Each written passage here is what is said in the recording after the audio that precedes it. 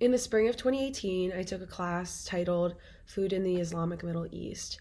And through this class, our final research paper, we were to investigate something relating to food in the Middle East.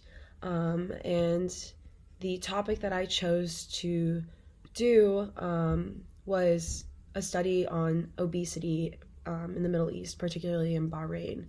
Bahrain has one of the highest rates of childhood obesity um, at around 38.5%, which is extremely high. And I investigated why it was so high and possible ways to decrease the rise in obesity. So, this rise in obesity is very tightly tied towards the oil boom that took place in the Middle East from 1932 to 1973. This oil boom brought a lot of wealth to countries in the Middle East, particularly Bahrain. And while that was very helpful and allowed people to have more of a disposable income, it did have implications for the obesity crisis. So, with that increase in disposable income, there was an increase in leisurely activities, an increase in being able to go out and eat fast food, and also a decrease in activity as more things were available, such as cars and transportation other than walking around.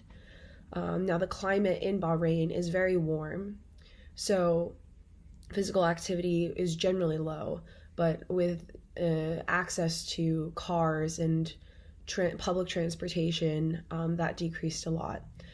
So, with an increase in leisurely activities, a decrease in physical activity, and an increase in the consumption of processed foods, those factors all led to are factors that contribute to the obesity crisis that is going on in Bahrain at the moment. A lot of fast foods chains started moving into Bahrain in the 1950s, including Western fast food, but also fast food based on traditional dishes that were made in Bahrain. However, those dishes were often modified to be less nutritious. There was a much higher fat content in the foods. In addition, there were the meals that people could purchase were a lot richer and more calorically dense. Fast should not make up more than 30% of total energy expenditure, according to the World Health Organization. And as of 2002, the mean daily energy intake and amount of fat consumed by obese girls in Bahrain was found to be 2,592 calories and 79.2 grams of fat, respectively.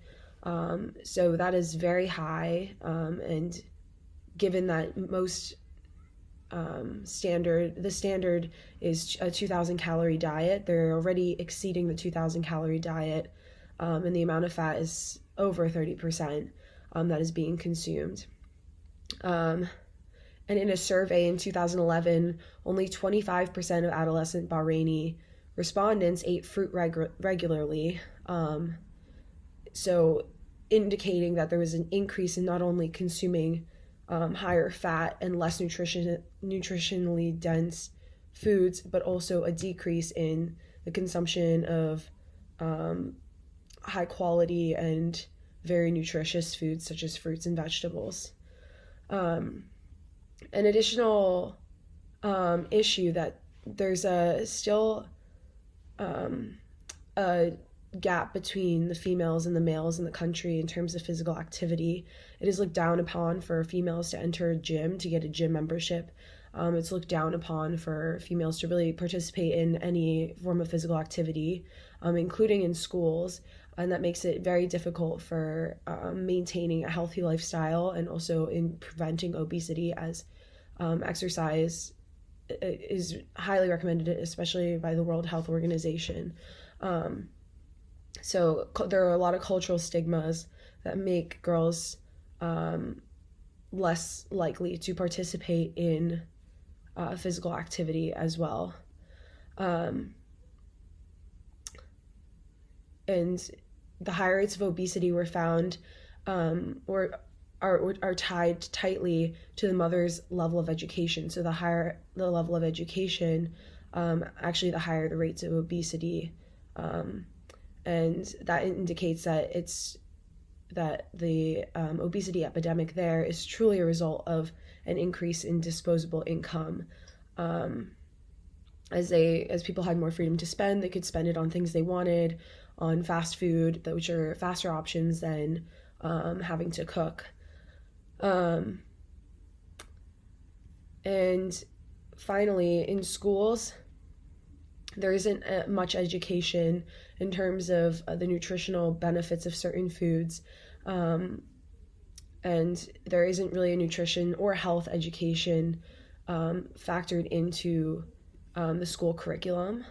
And so what I recommended in my paper is that schools should really be taking the lead on helping with this obesity epidemic. Although the cultural stigmas are deep and it would be hard to reverse them completely, having physical activity be a mandatory part of the school curriculum, as well as having scheduled food breaks for students as opposed to the not scheduled food breaks that students have in Bahrain, making them more likely to snack on unhealthy foods or go out and get a fast food meal.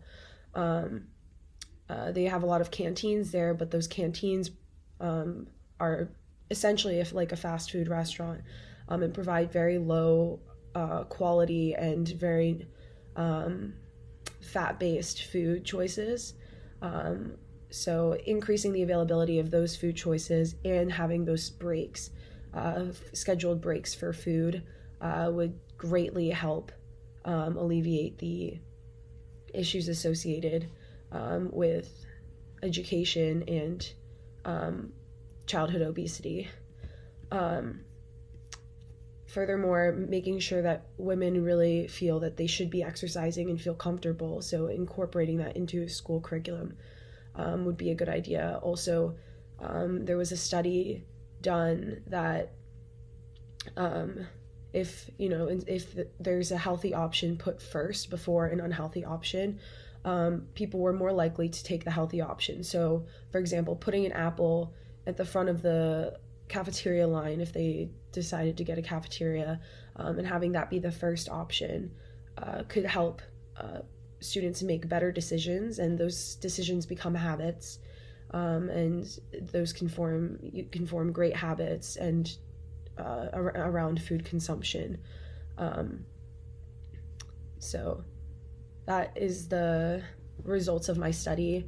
I really think it begins at the school level, and childhood obesity leads to obesity in people's later lives, and so it's important to conquer it now. And that those are the results of my study.